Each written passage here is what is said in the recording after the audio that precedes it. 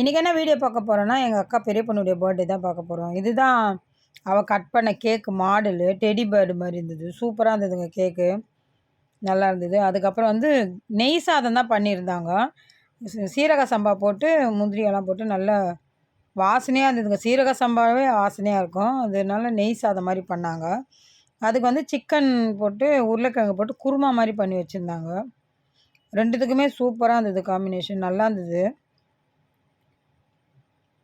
எவ்வளோ திக்கா இருக்குது. நல்லா இருந்தது குழம்பு. அதுக்கப்புறம் வந்து பீஃப் தொக்கு பண்ணியிருந்தாங்க.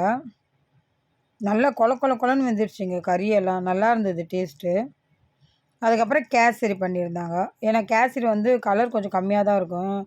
ரொம்ப அடிக்கிற மாதிரி இருக்கக்கூடாதுன்றதுனால லைட் கலர் மாதிரி பிங்க்கு மாதிரி ஒரு ஆரஞ்சு மாதிரி இருந்தது. லைட் ஆரஞ்சு மாதிரி. ஆனால் டேஸ்ட்டெல்லாம் சூப்பராக இருந்தது.